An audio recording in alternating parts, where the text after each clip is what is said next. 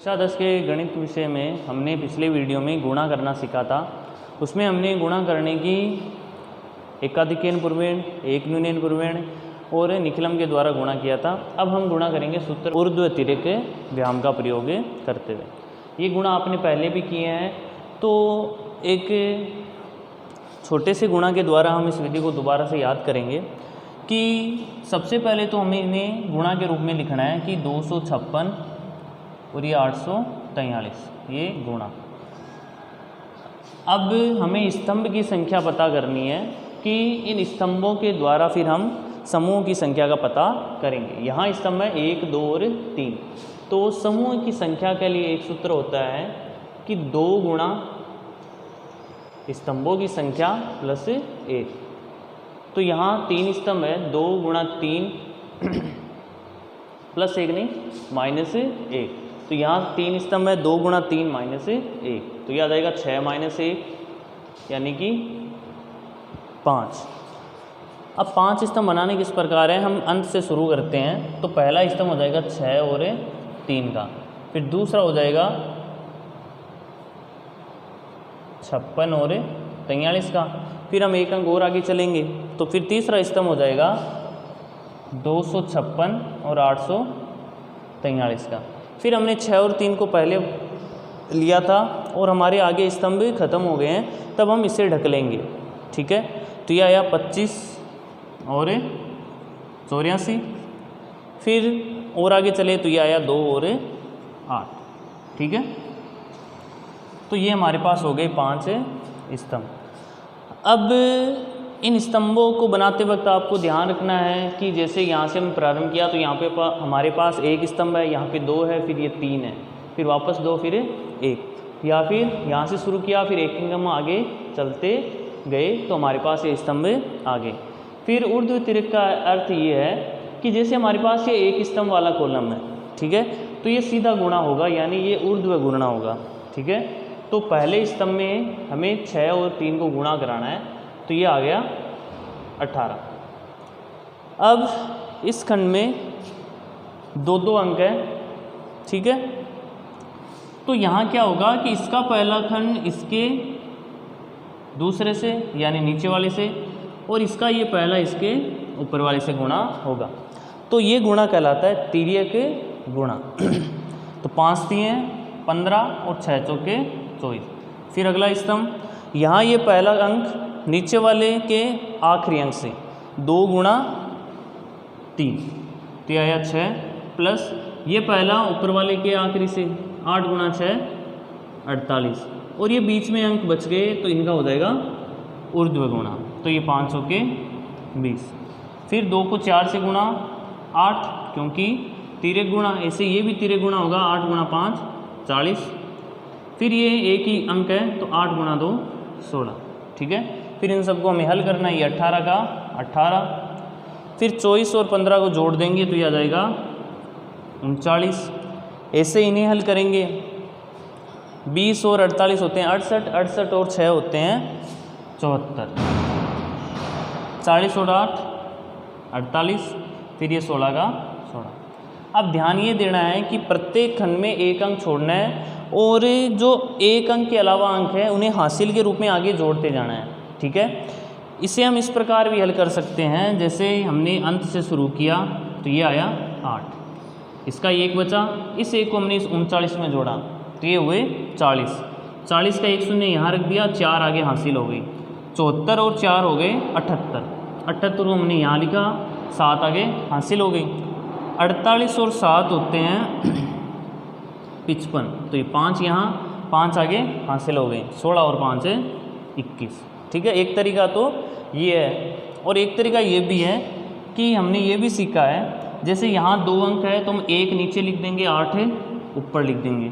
इसी में ही 2 अंक है तो 3 नीचे और 9 ऊपर, यहाँ 4 ऊपर 7 नीचे, फिर यहाँ 8 ऊपर 4 नीचे, फिर ये 16 का 16, फिर ये 8 का 8, 9 और 1 10, 4 और 3 7, 8 और 7 15, 16 और 4 20।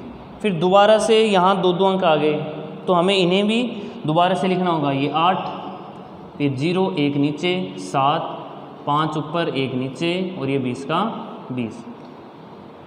फिर इन्हें हल कर देंगे तो देखो सबसे पहले आया 8, फिर ये 0 का 0, फिर ये 7 और ये 1 जुड़ जाएंगे, ठीक है, तो ये हमारे पास आया 8, फिर ये 5 का 5, फिर ये 20 और 1 जुड़ जाएंगे तो 21, ठीक है।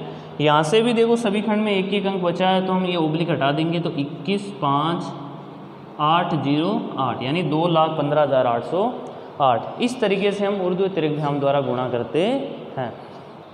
अभी तक हमने गुणा करने के बहुत सारे तरीके पढ़े हैं और ये तरीके हमने इसलिए पढ़े हैं क्योंकि किताब में एक उदाहरण दिया गया है कि 588 गुणा 512 को हल करने का सर्वश्रेष्ठ विधि बताएं। हमने जो विधियाँ पढ़ी हैं, ठीक है, चाहे वो एकाधिकेन पूर्वेण हो, चाहे एक न्यूनेन हो, चाहे ऊर्ध्व तिर्यकभ्याम हो, चाहे सूत्र निखिलम हो, हमें उनमें से इस सवाल में लगने वाली सर्वश्रेष्ठ विधि का चयन करना है। तो देखो हमने जो विधियाँ पढ़ी हैं उन्हें लिखते हैं। जैसे पहली विधि हमने पढ़ी है एकाधिकेन, ठीक है। अब एकाधिकेन में क्या होता है कि निखिलम अंक समान होने चाहिए और चरम अंकों का योग 10, 100 या 1000 होना चाहिए। यहाँ ये दोनों निखिलम अंक समान है, ठीक है, जो समान अंक है उन्हें हमने निखिलम अंक ले लिया। अब चरम अंक 88 और 12 का योग होता है 100, ठीक है, तो हम एकाधिकेन यहाँ लगा सकते हैं। अब अगर आपने एकाधिकेन विधि पहले नहीं पढ़ी तो आप समझ लेंगे कि एकाधिकेन में क्या है कि 588 गुणा 512 बराबर 5 गुणा 5 का एकाधिक ओब्लिक 88 गुणा 12, ठीक है। इसे हमें हल करना है कि 5 गुणा 6 ओब्लिक जो भी उत्तर आया आप यहाँ लिख देंगे, फिर नीचे उसका हल हो जाएगा, ठीक है। अब हम दूसरी विधि करके देखते हैं कि दूसरी विधि जो है वो है एक न्यूनेन। तो एक न्यूनेन में दोनों संख्याओं में से एक संख्या का आपके पास केवल 9 अंकों से बनी होनी चाहिए। यहाँ पर वह संख्या दोनों संख्याओं में से कोई भी 9 से नहीं बनी है, इसलिए यहाँ पर एक न्यूनेन विधि लागू नहीं होती है। तो हम कारण लिख देंगे, चूँकि दोनों संख्याओं में से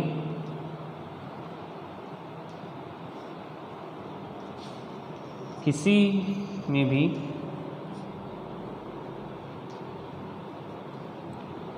नौ से बनी नहीं है,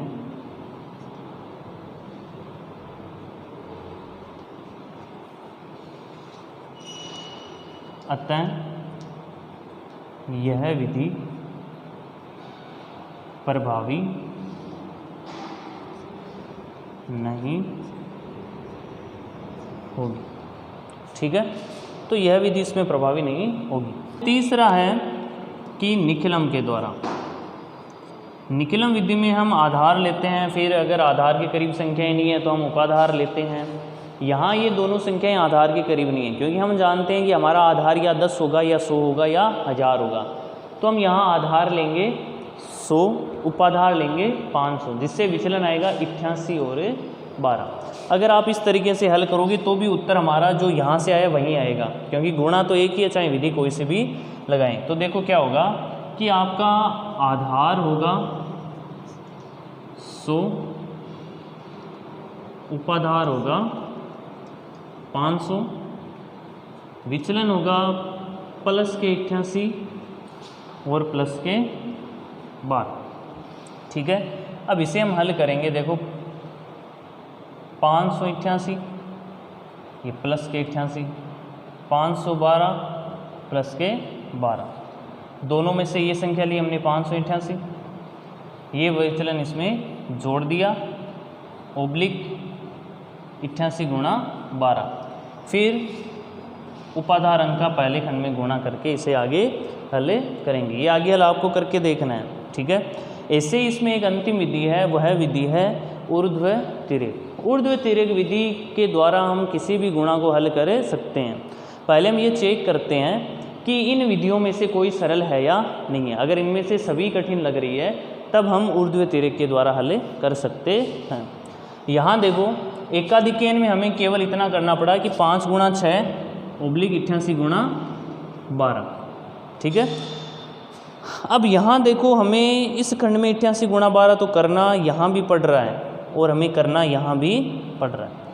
लेकिन इसके पहले खंड में हमें इतना बड़ा हल करना पड़ रहा है, बल्कि यहाँ पे हमें केवल 5 और 6 को गुणा करना पड़ रहा है।